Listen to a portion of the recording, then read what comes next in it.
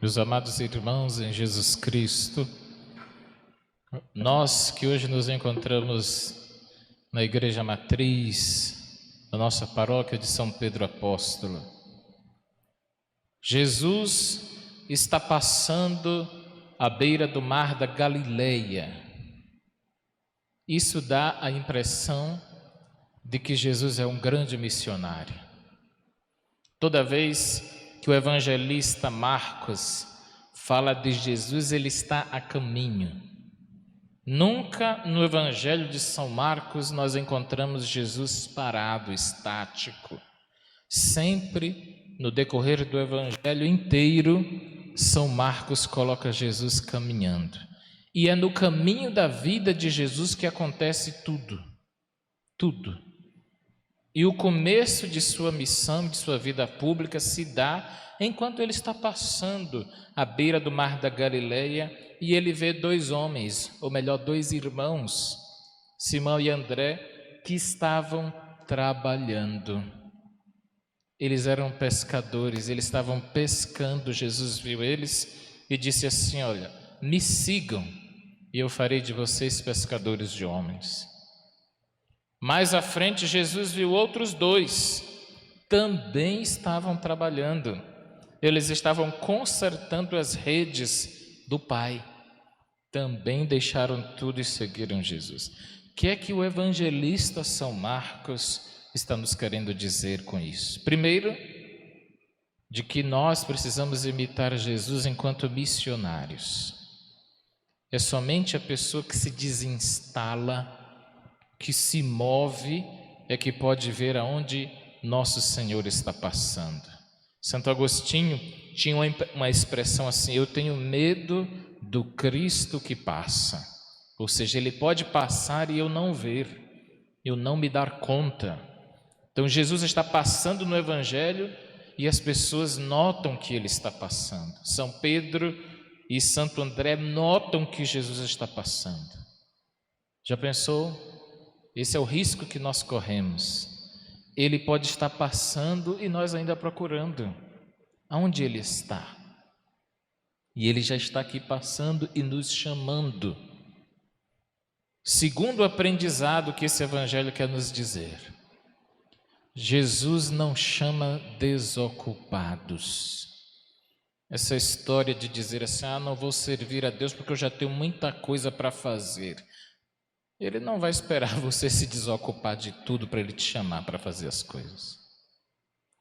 Ele está chamando gente que está por aqui de trabalho. Ele está chamando trabalhadores para segui-los. Ele não está chamando desocupados. Às vezes a expressão que nós utilizamos: meu Deus, eu não quero servir ao Senhor lá na paróquia porque eu já tenho muita coisa para fazer. Que bom que você já tem muita coisa para fazer. É hora de você fazer uma hierarquia de valores dentro de você, para saber quem ocupa o primeiro lugar, porque onde está o teu tesouro está o teu coração. Onde está o teu tesouro está o teu coração. Hierarquizar o que eu realmente dou valor. Pode ser que o serviço ao Senhor fique em último plano, mas isso vai revelar também muito de mim. Muito de mim. Porque as coisas que eu amo, eu dedico tempo e atenção. As coisas que eu amo, eu dedico tempo. Você já percebeu sobre isso? Quem gosta de café demora às vezes 20 minutos para tomar uma xícara de café, só para ficar saboreando. Quando a gente gosta, a gente encontra tempo. Uma partida de futebol, para os amantes do futebol como eu, passa tão rapidinho que a gente nem percebe, porque a gente gosta. Quem ama, prioriza o tempo também. Encontra tempo para a pessoa amada. Por isso, o mundo de hoje é muito comum a gente ouvir as expressões das pessoas: eu não tenho tempo, eu já estou muito cheio. Essa expressão é muito comum que nós todos usamos.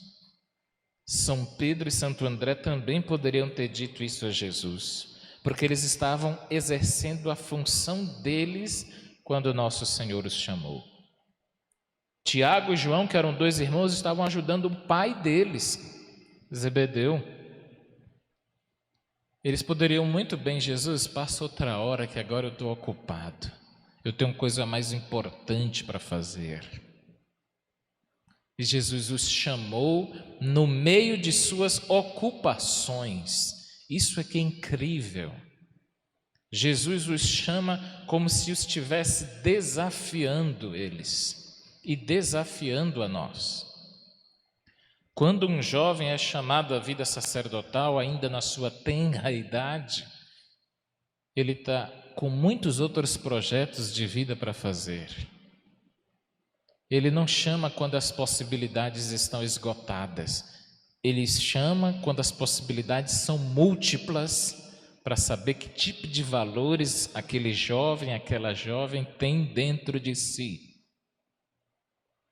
Queridos, Tiago, João, Simão e André eram trabalhadores, e o Senhor os convidou no meio de suas ocupações e de suas preocupações. Houveram outros exemplos na vida pública de Jesus em que ele chamou e a pessoa não quis. Um exemplo disso foi o jovem rico. Vocês lembram bem dessa passagem do Evangelho. Não foram todas as pessoas que atenderam ao chamado de Jesus, como Pedro e André, Tiago e João, não. Tiveram pessoas que disseram: deixa eu enterrar primeiro meus pais, ou deixa eu primeiro receber a herança, ou seja, colocaram outras coisas. Jesus disse: aquele que põe a mão no arado e olha para trás não é digno de mim. Nosso Senhor, diz o texto do Antigo Testamento, é um Deus ciumento. Ele nos ama como um Deus ciumento. Não podeis servir a 2 senhores. Não podeis servir a 2 senhores. O coração humano só consegue se dedicar plenamente a um grande amor. Eu estou falando plenamente. Só conseguimos se dedicar plenamente a um grande amor. E foi essa a escolha de São Pedro e Santo André, Tiago e João. Eles amavam o trabalho deles. Fizeram a vida inteira isso. Eram pescadores da Galileia. E de repente o Senhor diz assim: olha, eu preciso do coração indiviso de vocês. Não adianta servir a 2 senhores, ter 2 ou 3 amores. Eu preciso da totalidade do amor do coração de vocês. E o resultado, meus queridos, diz o texto bíblico que eles deixaram tudo e seguiram a Jesus. Mas na frente, nós vamos encontrar Jesus, ou melhor, São Pedro encostando Jesus contra a parede. É como se fosse uma continuidade desse evangelho de hoje. Jesus chamou Pedro e ele foi. Mais à frente, depois de algum tempo, Pedro questiona Jesus e diz assim: e aí? Você pediu para a gente deixar tudo? Eu estava lá trabalhando com meu irmão, de repente você passou lá no mar da Galileia, nos convidou, nós largamos tudo, viemos te seguir. E agora? O que a gente vai receber? São Pedro era bastante ousado, mas era uma ousadia tamanha sua intimidade com o Senhor. E Jesus entendeu. Diz a tradição da igreja que Pedro já era um homem de média idade para cima. Ele não tinha mais a força de um jovem para reconstruir a sua vida. E Jesus o chamou para uma vida difícil. Era largar todo o seu projeto até então e se tornar um missionário itinerante com ele. E Pedro justamente pergunta: e agora, mestre? Você nos convidou, eu larguei tudo. O que é que nós vamos receber? E Jesus, vocês recordam a resposta dele, né? Não há ninguém que tenha deixado tudo para me seguir que não receba 100 vezes mais, ainda nesta vida e na outra, a coroa da vida eterna. Este evangelho só tem sentido, queridos, porque o chamado que o Senhor nos faz tem uma recompensa que o mundo não pode dar, que o ser humano não pode dar. E essa recompensa não vem da carne e do sangue, esta recompensa vem de Deus mesmo. Que o exemplo de São Simão, de Santo André, de Tiago e João nos inspire, porque o Senhor não vai esperar nós ficarmos pessoas desocupadas para nos chamar.